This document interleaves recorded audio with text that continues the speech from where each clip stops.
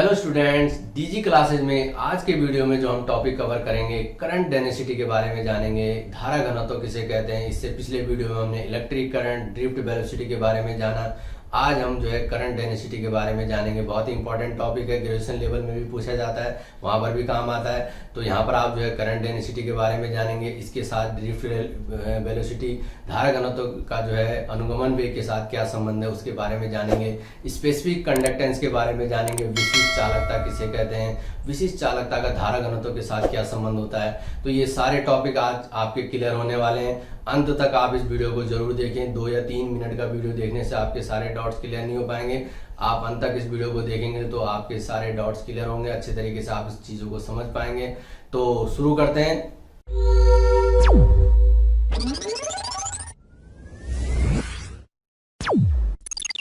तो चलिए जानते हैं धारा घनत्व के बारे में। करंट डेंसिटी क्या होता है। धारा घनत्व जैसे नाम से मैंने बताया, इसमें घनत्व का जो रिलेट कहीं पे हम करते हैं, कभी कहीं पर हम क्षेत्रफल से उसको रिलेट करते हैं, प्रति वर्ग क्षेत्रफल में हम उसको करते हैं, या वॉल्यूम में प्रति आयतन में हम उसको जो है रिलेट करते हैं। कहीं पर हम आयतन से रिलेट कर लेते हैं, कहीं पर हम उसको क्षेत्रफल से रिलेट कर लेते हैं।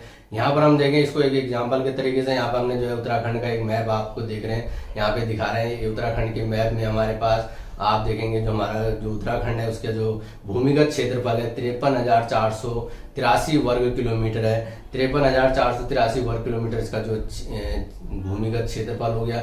साथ ही हम यहाँ पे 2011 की जनगणना के अनुसार देख लें कि वहाँ की इस समय जो है जनसंख्या 101 लाख जनसंख्या, लगभग यहाँ पे जनसंख्या है 101 लाख जनसंख्या यहाँ पर है लोगों की, जो वहाँ पे रहने वाले लोग हैं। तो इसका जनसंख्या घनत्व हम कैसे निकालते हैं, पॉपुलेशन डेंसिटी को हम कैसे निकालते हैं। तो यहाँ पे आप देखेंगे जनसंख्या घनत्व निकालने के लिए हम क्या करते हैं, जनसंख्या बटा क्षेत्रफल कर लेते हैं, क्षेत्रफल का भाग देते हैं। तो जनसंख्या हमारी 101 लाख हो गई। 101 के पीछे हम लाख के में 5 जीरो लगा दे, बटे में हम 53,483 से जब भाग दें तो यहाँ पे हमारे पास इसका मान आता है 188.84 लगभग जो है, ये जो है 189 के लगभग हो रहा है व्यक्ति प्रति वर्ग किलोमीटर। तो यहाँ पे हम कह सकते हैं जो उत्तराखंड की जो जनसंख्या है प्रति जो जनसंख्या घनत्व है वो है 189 व्यक्ति प्रति वर्ग किलोमीटर है। तो इस तरीके से हमने जनसंख्या घनत्व निकाला। तो यहाँ पर हम उसका रिलेट इस तरीके से कर रहे हैं। धारा घनत्व में हम देखें तो वहां पे भी हम इसको क्षेत्रफल से रिलेट करेंगे। अनुप्रस्थ काट का वहां पे हम क्षेत्रफल दिखाते हैं, तो उसको हम ए से दिखाते हैं। तो यहाँ पर हमारे जो धारा होती है आई होती है,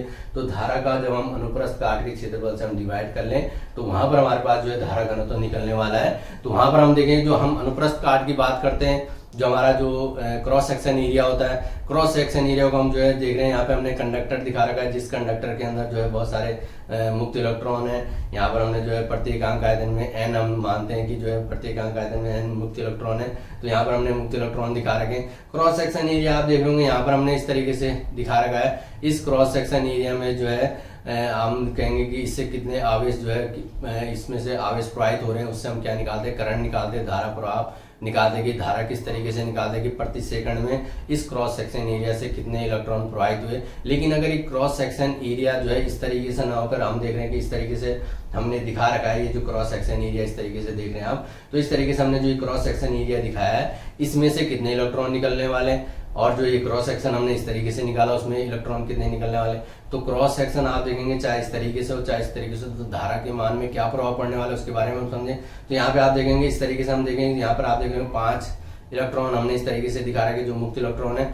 तो जब हम इसको जैसे धीरे धीरे आगे खिसका रहे हैं तो ये 5 इलेक्ट्रॉन क्या हो रहा है, इस क्रॉस सेक्शन एरिया से क्रॉस कर पा रहे हैं। तो यहाँ पर हम प्रति जो है कितने सेकंड में जो है कितने इलेक्ट्रॉन प्रवाहित हो रहे हैं, आवेश प्रवाहित हो रहे हैं, उसी से हम धारा की गणना करते हैं। लेकिन आप इस क्रॉस सेक्शन में भी देख रहे होंगे कि जो है 1 2 3 4 5 ही इलेक्ट्रॉन जो है इसमें से उतने ही समय में जो है क्रॉस कर रहे हैं। चाहे हम इस तरीके से क्रॉस सेक्शन रख लें चाहे इस तरीके से रख लें। आप देख लोगे, आगे पीछे करके भी देख लो, देखो बार बार आप देख रहे होंगे, ध्यान से देखें इसको, हम आगे पीछे कर रहे हैं तो उतने ही क्रॉस सेक्शन में उतने ही 5 इलेक्ट्रॉन जो है आगे निकल रहे हैं, इसी वाले से भी 5 ही इलेक्ट्रॉन निकल रहे हैं। तो आवेश प्रवाह समान होने वाला है, यानी प्रत्येक क्रॉस सेक्शन से क्या होता है, धारा एक समान प्रवाहित होती है, उसके अनुप्रस्थ काट के क्षेत्रफल पर निर्भर नहीं करती है। तो हम कह सकते हैं कि किस चालक में प्रवाहित होने वाली धारा चालक के अनुप्रस्थ काट के परिवर्तन से अप्रवाहित रहती है, में होने वाले परिवर्तन से क्या रहती है, अप्रवाहित रहती है। अर्थात हम कह सकते हैं कि चालक में प्रवाहित होने वाली धारा चालक के क्षेत्रफल के बदलने पर नहीं बदलता। तो उसके जो क्षेत्रफल को अगर हमने दिखा रखा था इस तरीके का जो क्षेत्रफल यहाँ पे देख होंगे, इस तरीके के क्षेत्रफल, और हमने जो ये वाला क्षेत्रफल दिखा रखा है ये देख रहे होंगे आप, ये वाला क्षेत्रफल हमारा कम है, ये वाला क्षेत्रफल आप देख रहे हैं, देखने से पता लग रहा है कि ये अनुप्रस्थ काट का क्षेत्रफल ज्यादा है। तो उस पर निर्भर नहीं करती है जो प्रवाहित होने वाली धारा है, जो उसके कंडक्टर में से जो धारा बह रही है उसके अनुप्रस्थ काट के क्षेत्रफल पर निर्भर नहीं करती है। इस चीज को आपने ध्यान रखना है, चाहे हम उसको जो है स्लांट में ले लें क्षेत्रफल को, चाहे हम जो है सीधी रेखा से ले लें। तो दोनों लाइनों में अगर स्लांट लाइन है, तिरछी रेखा में, उसमें भी अगर हम देख लें तो उस प्रकार का अनुप्रस्थ काट का क्षेत्रफल ले रखा है, तो उसमें धारा जो है क्या नहीं होने वाली, कोई भी परिवर्तन नहीं होने वाली, धारा उसी प्रभाव से जो है बहने वाली है। तो प्रत्येक में जो है धारा का प्रभाव नियत रहेगा। तो इस चीज को आपने एक चीज को इसको ध्यान रखना है। साथ ही आप देख लें यहाँ पर हमारे पास हम जैसे बता रहे हैं कि जो धारा है इसका रिलेट जो है किसके साथ होता है, क्षेत्रफल के साथ होता है, और घनत्व का संबंध जो है बिंदु से हमारा यहाँ पे हम लेते हैं। जो धारा घनत्व है उसका रिलेशन हम बिंदु से लेते हैं, पूरे क्षेत्रफल से न लेके अनुप्रस्थ काट के किसी बिंदु से हम इसको लेते हैं। तो हम जो लेते हैं इसका जो किसी अनुप्रस्थ काट के जो हमारे पास जो क्षेत्रफल है, तो इसमें हम कहते हैं जो धारा है, धारा घनत्व है चालक के भीतर किसी बिंदु का अभिलाक्षणिक गुण है, ना कि संपूर्ण चालक का। तो पूरे चालक का जो है ये धारा घनत्व है, केवल एक बिंदु का अभिलाक्षणिक गुण है। एक बिंदु से हम इसको जो है किसी बिंदु पर हम क्या निकालते हैं, धारा घनत्व निकालते हैं। तो किसी बिंदु पर हमें धारा घनत्व निकालना है, आप इस चीज को ध्यान रखेंगे। अनुप्रस्थ काट के पूरे क्षेत्रफल पे हम ना लेके एक बिंदु ले लेंगे जहां पर हम धारा घनत्व निकालेंगे। तो धारा घनत्व का संबंध किससे, एक पर्टिकुलर एक पॉइंट से, उस पॉइंट को हम जानेंगे कि उस पॉइंट पर उसका धारा घनत्व का मान कितना होता है, उसको हम निकालेंगे भी कि क्या होता है वहां पर हमारे पास। तो यहाँ पर हम देख लें एक कंडक्टर यहाँ पे आपने देख रहे हैं, यहाँ पे दिखा रखा है कंडक्टर जिसमें बहुत सारे मुक्त इलेक्ट्रॉन है जो ड्रिफ्ट वेलोसिटी से क्या कर रहे हैं, अनुगमन यानी एक नियत वेग से गति कर रहे हैं। आप देख रहे होंगे दाएं से बाएं की ओर जो है गति कर रहे हैं, लगातार गति कर रहे हैं, एक के पीछे एक जो है इलेक्ट्रॉन प्रत्येकांक आयतन में n हम मुक्त इलेक्ट्रॉनों की संख्या देखते हैं। यहाँ पर हमने क्रॉस सेक्शन एरिया देख रहे हैं जिसका क्षेत्रफल हमने A दिखा रखा है। इस क्षेत्रफल से कितने जो है प्रति सेकंड में कितने आवेश प्रवाहित हो रहे हैं, उसी को हम क्या कहते हैं, धारा कहते हैं। आई से हम उसको प्रदर्शित करते हैं, प्रत्येकांक जो है प्रति सेकंड जो है प्रवाहित होने वाले आवेश की मात्रा क्या कहलाती है, वैद्युत धारा कहलाती है। तो यहाँ पर हमने जो क्रॉस सेक्शन में मैंने बताया, यहाँ पर हम पूरे क्षेत्रफल में लेके हमारा जो धारा घनत्व एक अभिलाक्षणिक गुण है वो बिंदु के लिए पर्टिकुलर बिंदु, यहाँ पर हमने एक बिंदु ले लिया, पी बिंदु यहाँ पे आप देख रहे हैं जिसको हमने लिया है। यहाँ पर हम इसका धारा घनत्व निकालेंगे पी बिंदु पर। तो यहाँ पर हम क्या कर लेते हैं, एक सूक्ष्म क्षेत्रफल हम इसके चारों तरफ एक डी ए हम ले लेते हैं। यहाँ पर आप देख रहे हैं इसके चारों तरफ हमने एक क्षेत्रफल ले लिया इस बिंदु के डी ए। इस बिंदु पर हम देख लें धारा का मान हमने बताया पूरे क्रॉस सेक्शन में सेम रहने वाला है। तो इस बिंदु पर जो धारा की दिशा आई होगी वो भी क्या होगी, इस क्षेत्रफल के अभिलंबवती होगी। तो यहाँ पर आप देखेंगे जो है इस क्षेत्रफल के अभिलंबवत जो धारा हो रही है, तो यहाँ पर हमारे पास ये जो धारा है इसके अभिलंबवत होती है। तो ये जो है जे जो है धारा की दिशा में जो है इसकी दिशा हो जाएगी, इसके जो है इस बिंदु पर जो जे है इस बिंदु का जो धारा घनत्व है, तो उसकी हम जो परिभाषा बनाते हैं हम कहते हैं कि किसी चालक के भीतर बिंदु पर प्रति एकांक क्षेत्रफल से अभिलंबवत गुजरने वाली वैद्युत धारा को ही उस बिंदु का क्या कहते हैं, धारा घनत्व कहते हैं। तो प्रति एकांक क्षेत्रफल से जो उसके अभिलंबवत होनी चाहिए, अभिलंबवत जो धारा गुजर रही है यानी लंबवत 90 अंश के साथ जो क्षेत्रफल के साथ 90 अंश का कोण बना रही है, जो धारा निकल रही है अभिलंबवत धारा को क्या कहते हैं, हम धारा घनत्व कहते हैं। तो ये इसकी परिभाषा आती है। तो धारा के बारे में जाने तो हमने जो धारा के बारे में जाना था स्केलर क्वांटिटी, लेकिन धारा घनत्व हमारी जो है वेक्टर क्वांटिटी है या एक सदिश राशि है। इसके बारे में आप जानेंगे कि जो है क्या है, धारा घनत्व एक हमारी सदिश राशि है और इसकी दिशा जो है किधर की ओर होती है, जिधर धारा की दिशा होती है वही क्या होती है, जो हमारी हम कह सकते हैं जो धारा यानी जिधर की तरफ धनावेशित प्रवाहित होते हैं, जिस दिशा में धनावेशों का प्रभाव होता है उसी दिशा में क्या होता है, धारा घनत्व की दिशा होती है। अर्थात हम कह सकते हैं कि धारा की दिशा क्या होती है, धारा घनत्व की दिशा होती है। तो उसी डायरेक्शन में जो है धारा घनत्व जो है होता है, तो उसकी ये जो है सदिश राशि होती है, इसके बारे में आप जानेंगे। तो यहाँ पर हम देखें जो धारा घनत्व है हमने बताया ये किसी बिंदु का जो है अभिलाक्षणिक गुण है। एक बिंदु हम लेते हैं पर्टिकुलर बिंदु के लिए, तो यहाँ पर हम जैसे समझ लें यहाँ पर हमारे पास जो धारा आई है और यहाँ पर हम जो एक सूक्ष्म क्षेत्रफल के लिए हम डी ए हम उसका क्षेत्रफल ले लें और ये सूक्ष्म क्षेत्रफल में जो धारा दिखा रहे हैं हम उसको डी आई मान लें। तो यहाँ पर हमारे पास जो डी आई धारा अभिलंबवत क्षेत्रफल के डी आई धारा है और इसका जो क्षेत्रफल है वो ए क्षेत्रफल डी ए क्षेत्रफल है। तो यहाँ पे हमने बताया था प्रति एकांक क्षेत्रफल में जो प्रवाहित धारा है वही अभिलंब जो धारा बहने वाली है वही क्या कहलाती है, धारा घनत्व है। तो हम कह सकते हैं कि किसी बिंदु पर धारा घनत्व जो होता है J बराबर आ जाएगा DI अपॉन DA।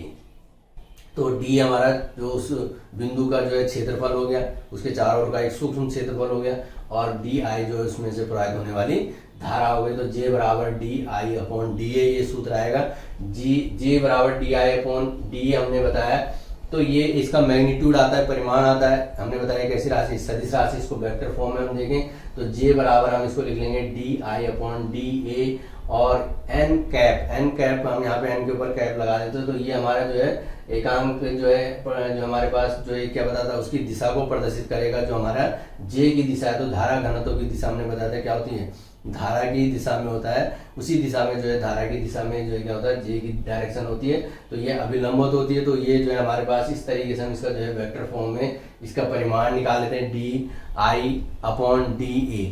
अब हम जो है अगर हम इसको जो है प्रत्येक बिंदु पर अगर हम इसका अनुप्रस्थ जो हम प्रत्येक बिंदु जो हम अनुप्रस्थ काट के प्रत्येक क्षेत्रफल के अनुप्रस्थ काट के प्रत्येक क्षेत्रफल के प्रत्येक बिंदु प्रत्येक पर हम जो है क्या कर लें, प्रत्येक बिंदु पर जो धारा घनत्व समान ले लें कि जो अनुप्रस्थ काट हमने दिखा रखी थी उस पर एक बिंदु हमने हमने उसका बिंदु P दिखाया, उस पर अनुप्रस्थ जो धारा घनत्व J। इसी प्रकार से पूरे क्षेत्रफल में अगर अनेक बिंदु हैं और उन सभी बिंदुओं पर जो है क्या हो, धारा घनत्व समान हो, तो तब हम देख लें यहाँ पे कि जो है हम कह सकते हैं कि अगर किसी चालक के अनुप्रस्थ काट के क्षेत्रफल के प्रत्येक बिंदु पर क्या हो, धारा घनत्व समान हो, तो तब धारा घनत्व J बराबर क्या आ जाएगा, I अपॉन A आ जाएगा, क्योंकि पूरी धारा उसमें प्रवाहित होने वाली धारा I है और पूरे अनुप्रस्थ काट का क्षेत्रफल A है। तो तब J बराबर क्या आ जाएगा, I अपॉन A आ जाएगा। तो यहाँ पे हम देख लें I बराबर, इसको हम क्या लिख सकते हैं, तब I बराबर J इंटू A लिख सकते हैं। तो I हमारे पास अदिश राशि है, J और A यहाँ पर आप देख रहे होंगे, J और A जो यहाँ पर आप देखेंगे J इंटू A करा हमने, तो J और A यहाँ पर आप देखेंगे कि जो J है वो हमारी जो हमने बताया धारा घनत्व तो कैसी राशि, सदिश राशि है, और A जो हमारा क्षेत्रफल है ये भी सदिश राशि है। तो दो सदिशों को हम वेक्टर फॉर्म में अगर हम देख लें तो इनका जब गुणन होता है तो यहाँ पर आप देखेंगे तो है या तो अदिश गुणन होगा या तो सदिश गुणन होगा। तो या तो जो है डॉट करेंगे यहाँ पे हम, तो डॉट प्रोडक्ट करेंगे, या हम इसको जो है क्रॉस प्रोडक्ट करेंगे। तो यहाँ पे हम जो है क्या करने वाले हैं, यहाँ पे आप देखें कि यहाँ पे क्या आएगा, डॉट आएगा या क्रॉस आएगा, J डॉट आने वाला है A या J क्रॉस आने वाला है A के साथ। तो उसको हम जानेंगे कि अदिश गुणन में क्या होता है, सदिश गुणन में क्या होता है। हम 11th में पढ़ चुके हैं इसके बारे में, दो सदिशों के अदिश गुणन के बारे में। वहां पे हमने A डॉट B वेक्टर में हमने बताया था A B cos थीटा होता है। तो यहाँ पर हम देखें कि क्या होने वाला है, इसको हम इस तरीके से थोड़ा सा हम इसको समझें। तो यहाँ पर आप देख रहे हो जो हमने कंडक्टर यहाँ पे आप देख रहे हैं इस तरीके से हमने दिखा रखा है। इस कंडक्टर में जैसे हमने दिखाया था कि आवेश जो है क्या कर रहे हैं, प्रवाहित हो रहे हैं, और इस क्रॉस सेक्शन से जो है माना जो है इलेक्ट्रॉन जो आवेश प्रवाहित हो रहे हैं, उस आवेश प्रवाह के कारण ही जो है क्या होती है, धारा प्रवाहित होती है। और यहाँ पर हमने जो है धारा हमने दिखा रखी है। यहाँ पर हमने जो है धारा के हमने जो बताया कि इसके अनुप्रस्थ जो हमने क्षेत्रफल ले रखा है उसका जो क्षेत्रफल है A है। तो यहाँ पर हम देखेंगे जो ये हमने जो क्षेत्रफल लिया है इसका, यहाँ पर हम देखेंगे कि जो इस क्षेत्रफल से जो प्रत्येक बिंदु पर अनुप्रस्थ परिच्छेद का जो हमने क्षेत्रफल लिया क्रॉस सेक्शन एरिया, उसके प्रत्येक बिंदु पर धारा घनत्व तो समान होगा, J होगा। तो यहाँ पे हमने देखो प्रत्येक बिंदु पर धारा घनत्व तो J दिखा रखा है, और ये इसकी दिशा क्या है, धारा की प्रवाह की दिशा में, उसी दिशा में जिस दिशा में धारा प्रवाहित हो रही है। उसके आगे हम एक दूसरा जो है स्लांट एरिया यहाँ पे आप देख रहे होंगे तिरछे में हमने एक दिखा रखा है। यहाँ पे आप देखें इसका जो क्षेत्रफल है हमने A डैश दिखा रखा है, और इसके प्रत्येक बिंदु पर भी जो है धारा घनत्व तो J है प्रत्येक बिंदु पर, और इससे भी धारा जो है I प्रवाहित हो रही है। हमने बताया था कि क्रॉस सेक्शन चाहे खड़े में हो चाहे तिरछे में हो, उससे जो है धारा पे कोई प्रभाव नहीं पड़ने वाला है। लेकिन धारा घनत्व के बारे में हम समझने कि क्या होने वाला है। यहाँ पे आप देख रहे हो इस तरीके से हमने क्षेत्रफल दिखा रखा है, यहाँ पर हमने जो है खड़े में क्षेत्रफल दिखा रखा है। तो इससे डायग्राम से स्पष्ट हो जा रहा है कि इसका क्षेत्रफल हमने A डैश दिखा रखा है, स्लांट जो तिरछा हमने क्षेत्रफल लिया है उसका A डैश जो है A से क्या है, बड़ा है। यहाँ पे आप देख रहे हो A डैश का मान क्या है, A से अधिक है, A डैश अधिक है A से। और यहाँ पर आप देखेंगे कि जो है इसको हम थोड़ा सा सॉल्व करेंगे कि जो है इस पे कितना इसके अंदर से जो है धारा घनत्व प्रवाहित होने वाला है, J का मान क्या होगा, J हम दिखा रखा है यहाँ पे।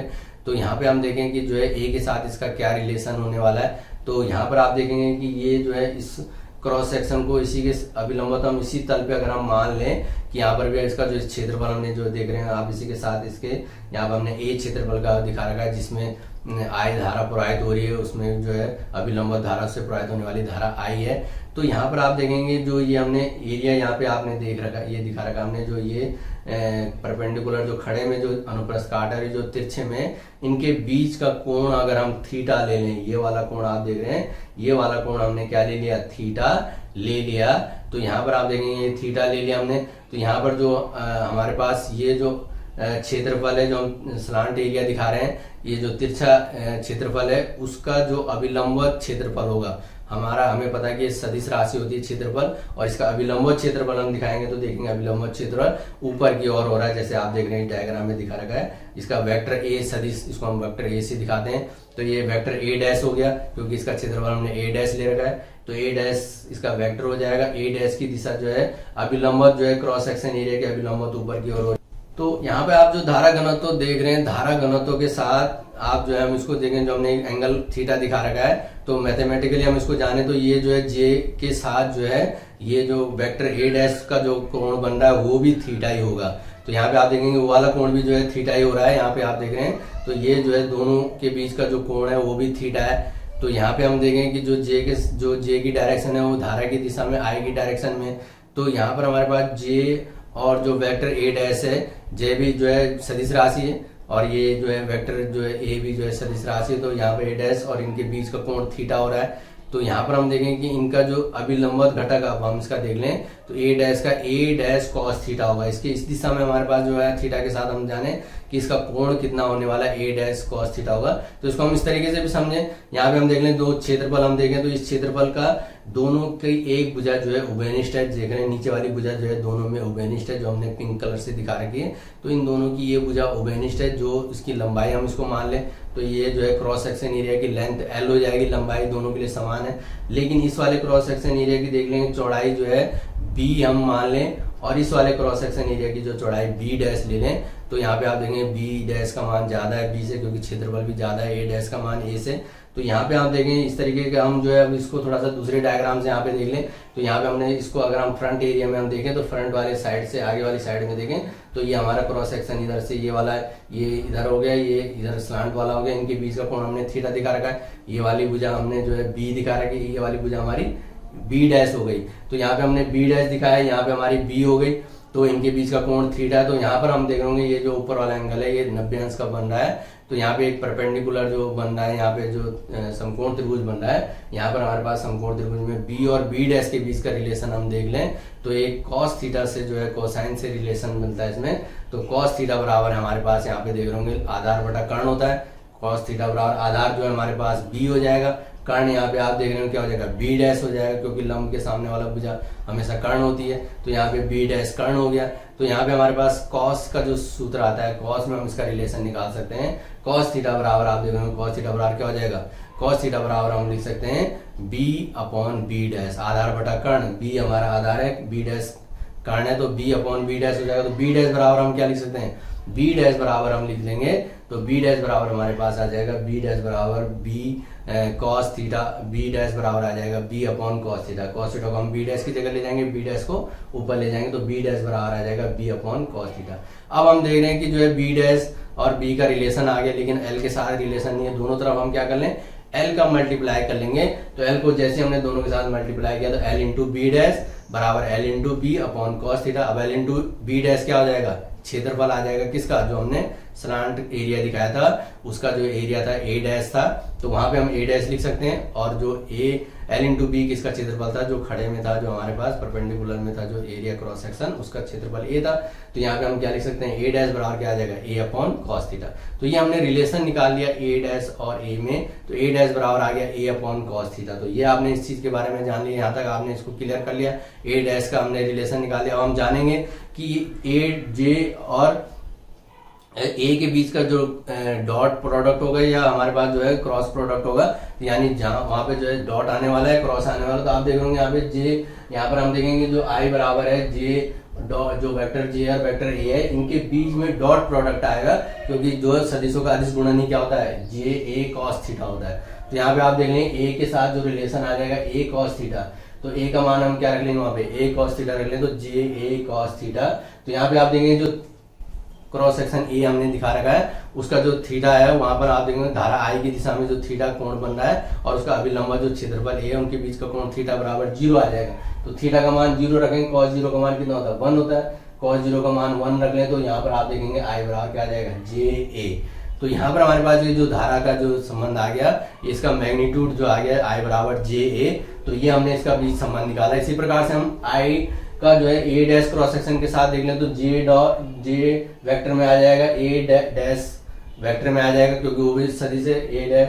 तो ए डैश का हम देखेंगे घटक तो ए डैश कॉस थीटा आ जाएगा, तो वहां पे क्या आ जाएगा जे इंटू ए डैश कॉस थीटा। तो ए डैश कॉस थीटा का मान यहाँ पे हम देख लें तो ए डैश कॉस थीटा, ए डैश का मान हमने जैसे बताया था कि ए डैश का ए से हम रिलेशन बता दिया था, ए डैश बराबर हमने क्या निकाला था ए अपॉन कॉस थीटा, वहां पे हम रख लें तो वहां पे हम इसका मान रख लें तो ए डैश का मान ए अपॉन कॉस थीटा रखें तो कॉस थीटा से कॉस थीटा कैंसिल हो जा रहा है। तो यहाँ पे भी आप देख रहे हैं कि आई बराबर क्या आ जा रहा है जे इंटू ए आ जा रहा है। तो यहाँ पर भी आप देख रहे हैं कि प्रत्येक क्रॉस सेक्शन में जो है धारा का मान क्या आ रहा है नियत आ रहा है। वही चीज हम इसके बारे में जान रहे हैं कि चाहे इस तरीके से हो एरिया चाहे स्लांट में हो तो उससे गुजरने वाली जो धारा है वो क्या रहेगी हमेशा आई ही रहने वाली है। आप देख रहे आई बराबर वहां पे भी जो है जे इंटू ए है, यहाँ पर भी आई बराबर जे इंटू है, चाहे हमने तिरछे में लिया तो वहां पे धारा का मान नियत ही रह रहा है। तो यहाँ पे आप ध्यान रखेंगे दोनों के बीच का जो प्रोडक्ट है वो डॉट प्रोडक्ट आने वाला है, तो ये दो सदिशों का अदिश गुणन आता है। तो इस प्रकार से हमने जो है धारा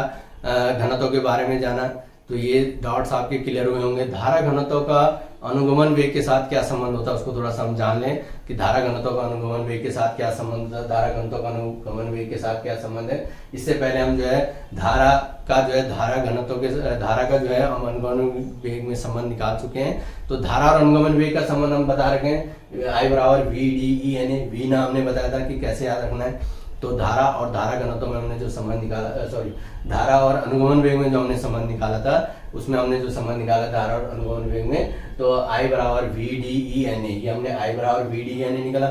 और धारा घनत्व हम अभी निकाल चुके हैं जे बराबर क्या होता है आई अपॉन ए होता है। आई की value V D E N A यहाँ से हम रख लें तो आप देखेंगे जे बराबर हो जाएगा V D E N A upon ए।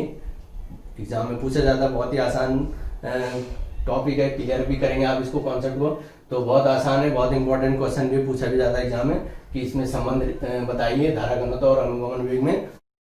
तो जे बराबर यहाँ पे आप देखेंगे जे बराबर हमने आई की वैल्यू रख दी V D N A upon A से कट जा रहा है कैंसिल हो जा रहा है, ए से क्रॉस हम कैंसिल कर दें तो आई बराबर क्या आ जाएगा वी डी ई बचेगा यानी एन ई वी डी। तो यहाँ पे हम करेंगे कि जो है आई जे बराबर आ जाएगा एन ई वी डी। तो ये संबंध हमारा धारा घनत्व और अनुगमन वेग में आता है। वी डी एन हमने बताया था प्रत्येक अंक आयतन में मुक्त इलेक्ट्रॉनों की संख्या है, ई हमारे पास इलेक्ट्रॉन का चार्ज है और वी डी अनुगमन वेग है। तो जे बराबर एन ई वी डी आता है, इसमें ए नहीं आता, इस पर क्षेत्रफल पे निर्भर नहीं करता है। तो ये धारा घनत्व और अनुगमन वेग में संबंध आता है। तो ये आपने जाना इसके बारे में। इसके अगले टॉपिक में हम चलते हैं विशिष्ट चालकता स्पेसिफिक कंडक्टेंस।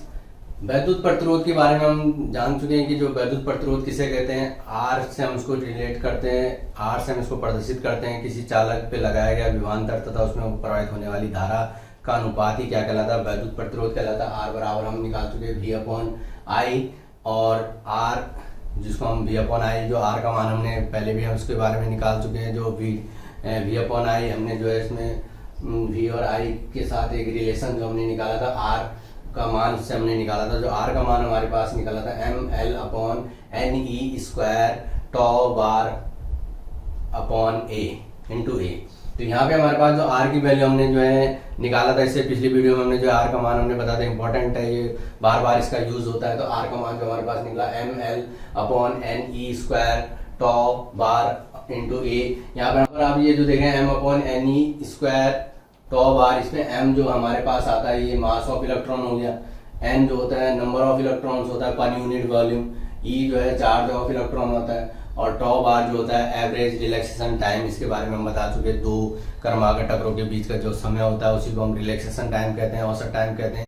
ये एक पर्टिकुलर जो कंडक्टर होता है उसके लिए जो हमेशा एक चीजें नियत रहती है, ये इसके अब उसके अंदर के लाक्षणिक गुण है। किसी पदार्थ के कंडक्टर के अंदर के जो है उसमें मास नंबर ऑफ इलेक्ट्रॉन भी कांस्टेंट होते हैं, मास उसका जो इलेक्ट्रॉन का मास होता है वो भी कांस्टेंट होता है, चार्ज जो इलेक्ट्रॉन का था वो भी कांस्टेंट होता है, टॉ बार हमने रिलैक्सेशन टाइम भी कांस्टेंट बताया।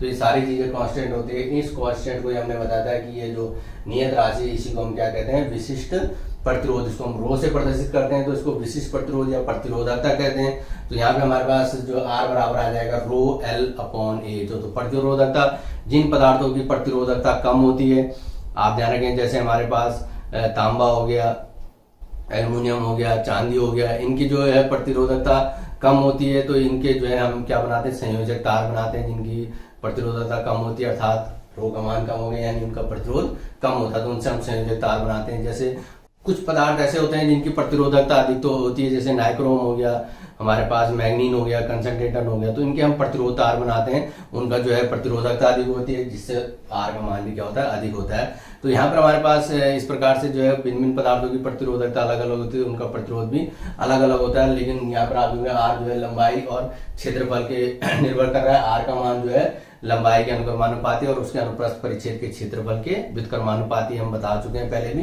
तो यहाँ पे आप देख रहे हैं आर जो है लंबाई पर निर्भर कर रहा है और उसके अनुप्रस्थ परिच्छेद के क्षेत्रफल पर निर्भर कर रहा है। जैसे जैसे हम उसकी लंबाई बढ़ाएंगे उसका प्रतिरोध भी बढ़ता चला जाएगा। लेकिन विशिष्ट प्रतिरोध आप देख रहे हैं रो का मान, यहाँ से हम देख लें तो इसका मान क्या होता है, रो बराबर आ रहा है m upon N E square tau bar. तो ये हमारे पास इसकी रो की वैल्यू आती है। तो यहाँ पर आप कहते हैं कि रो एक समानुपाती नियतांक है, जो पदार्थ का क्या है, अभिलाक्षणिक गुण है, उसके जो है लाक्षणिक गुण है, तो यानी उसके जो है लंबाई पर निर्भर नहीं करता, उसके क्षेत्रफल पर निर्भर नहीं करता। यहाँ पे एल और ई नहीं आ रहा है। तो अगर किसी चालक की लंबाई बढ़ा दे तो उसके विशिष्ट प्रतिरोध पे कोई प्रभाव नहीं पड़ता, अर्थात प्रतिरोधकता पे कोई प्रभाव नहीं पड़ता। तो विद्युत ये हम पहले ही पढ़ चुके हैं इसके बारे में, प्रतिरोधकता के बारे में। तो अब हम जो विशिष्ट चालकता की बात कर रहे हैं, यहाँ तक हमें इसको समझना जरूरी था कि विशिष्ट प्रतिरोध जो हमारे पास होता है रो से हम उसको प्रदर्शित करते हैं। तो हम इसको जो बोलते हैं किसी चालक की जो चालकता होती है वो क्या होती है, विशिष्ट प्रतिरोध के व्युत्क्रम को। तो विशिष्ट प्रतिरोध के व्युत्क्रम को क्या कहते हैं, किसी चालक की जो है चालकता कहते हैं। तो किसी पदार्थ की जो चालकता होती है उसके व्युत्क्रम को, विशिष्ट प्रतिरोध के व्युत्क्रम को क्या कहा जाता है, चालकता कहते हैं। इसको हम सिग्मा से प्रदर्शित करते हैं। तो ये सिग्मा का चिन्ह है, सिग्मा बराबर आ जाएगा 1 अपॉन रो। तो विशिष्ट प्रतिरोध के व्युत्क्रम को यानी रो का व्युत्क्रम जो है 1 अपॉन रो हो जाएगा। तो उसके व्युत्क्रम को हम क्या कहते हैं, विशिष्ट चालकता कहते हैं। इसको हम सिग्मा से प्रदर्शित करते हैं। तो सिग्मा बराबर आ जाएगा 1 अपॉन रो। रो की मात्रा हम निकाल चुके हैं, रो का मात्रा हमने निकाला था ओम मीटर। उससे पहले हमने जो है जाना है इसमें हम वो यहाँ पर हमने रो का मान हमने जो मात्रा निकाला था उसका मात्रा हमारा निकला था ओम मीटर। तो यहाँ पर साइन मात्रा में हम जो है विशिष्ट चालकता का मात्रा दे लेंगे, उसका उल्टा करेंगे तो ओम की पावर -1 हो जाएगी इंटू मीटर की पावर भी -1 हो जाएगी। ओम मीटर यानी ओम मीटर का इनवर्स हो जाएगा, तो उसका उल्टा करेंगे तो इससे जो हमारे पास इसका मात्रक आ जाता है। तो ये विशिष्ट चालकता का हमने मात्रक देखा।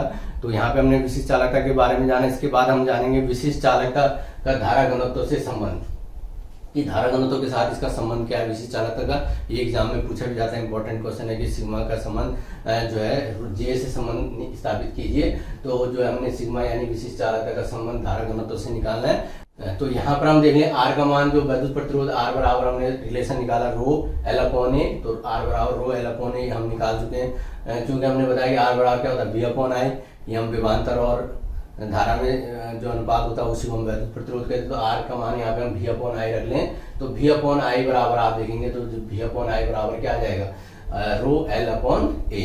तो यहाँ पे हम क्या करते हैं, तो एल को हम जो है आई की जगह ले जाएंगे, आई को एल की जगह ले जाते हैं। तो यहाँ पे हम एक्सचेंज कर लें, तो यहाँ पे क्रॉस में हम जो है इनको चेंज कर लेंगे। तो एल की जगह आई आ जाएगा, आई की जगह एल आ जाएगा। तो ये हो जाएगा भी अपॉन एल, इधर की तरफ क्या आ जाएगा, भी अपॉन एल बराबर आ जाएगा रो आई अपॉन ए। तो यहाँ पे आप देख लो भी अपॉन एल एक रिलेशन आ रहा है कि अगर कोई एल लंबाई का कंडक्टर है और उसमें भी वोल्ट का विभवांतर हमने स्थापित कर दिया, तो विभवांतर और लंबाई में भी अपॉन एल हमने निकाला था कि जो भी अपॉन एल बराबर क्या होता है, ई होता है, जिसको हम विद्युत क्षेत्र कहते हैं, वैद्युत क्षेत्र की तीव्रता ई होता है। तो भी अपॉन एल जो है, ये हमने विभवांतर और वैद्युत क्षेत्र की तीव्रता में संबंध नहीं बताया था। तो चूंकि भी अपॉन एल बराबर क्या होता है, ई होता है, तथा जो है हमारे पास हम देख रहे हैं आई अपॉन ए, अभी हमने संबंध निकाल चुके हैं आई अपॉन ए। तो ये क्या था, धारा घनत्व जे। तो इसको हम जे से प्रदर्शित करते हैं। तो आई अपॉन ए की जगह हम जे रख लें। तो यहाँ पे आई अपॉन ए की जगह जे और वी अपॉन एल की जगह ई हम रख लें। तो यहाँ पे हमारे पास आ जाएगा ई बराबर आ जाएगा रो जे। यहाँ पे आप देख होंगे। तो यहाँ पर हमारे पास इसके आई अपॉन ए की जगह हमने जो जे रख दिया। तो जे जो है धारा घनत्व है, तो ई बराबर आ जाएगा रो अपॉन जे। तो जे बराबर देखो रो को हम उसको अपॉन में ले जाएं तो रो हमारा ई के अपॉन में चला जाएगा, तो जे बराबर आ जाएगा ई अपॉन रो। तो यहाँ पे हमने जो है जे बराबर हमने लिख देना है ई अपॉन रो आ जाएगा। अब देखें चूंकि विशिष्ट चालकता का सूत्र हमने सिग्मा बराबर निकाला था 1 अपॉन रो, तो 1 अपॉन रो की जगह हम क्या रख सकते हैं, सिग्मा रख लेंगे इस वाले सूत्र में। तो यहाँ पर आप देखेंगे जे बराबर आ जाएगा सिग्मा ई। तो सीधे सीधे देख रहे होंगे 1 अपॉन रो की जगह हमने सिग्मा रख देना, तो जो है हमारे पास तब क्या आ जाएगा, इसकी वैल्यू जे बराबर आ जाएगा सिग्मा ई। तो इसको हम वेक्टर फॉर्म में हम देख लें कि जो हमारे पास जो जे है धारा घनत्व तो एक सदिश राशि है, वैद्युत क्षेत्र की तीव्रता भी सदिश राशि है, तो इसको हम वेक्टर फॉर्म में लिख सकते हैं, जो है वेक्टर जे बराबर आ जाएगा सिग्मा वेक्टर ई। तो इसको यही जो है हमारा पास जो है आप देखोगे जे क्या है धारा घनत्व है, सिग्मा क्या है विशिष्ट चालकता है, और ये क्या है वैद्युत क्षेत्र की तीव्रता। तो हम कह सकते हैं धारा घनत्व बराबर विशिष्ट चालकता गुना गया धारा वैद्युत क्षेत्र की तीव्रता। तो यही संबंध जो है हमारे पास जो है विशिष्ट चालकता और धारा घनत्व के बीच एक संबंध आ जाता है। और हम जानते हैं कि जो चालकता है वो क्या करती है, चालकता जिस चालकी पदार्थों की चालकता अधिक होती है उसमें क्या होता है, ऊष्मा की क्षति कम होती है। तो उसमें आपने ध्यान रखना है जिन पदार्थों की विशिष्ट चालकता अधिक होती है उसमें ऊष्मा की क्षति कम होती है। तो इस प्रकार से आपने विशिष्ट चालकता के बारे में जाना और इसका संबंध जो है धारा घनत्व के साथ संबंध जाना। इससे पहले आपने धारा घनत्व और अनुगमन वेग में संबंध जाना।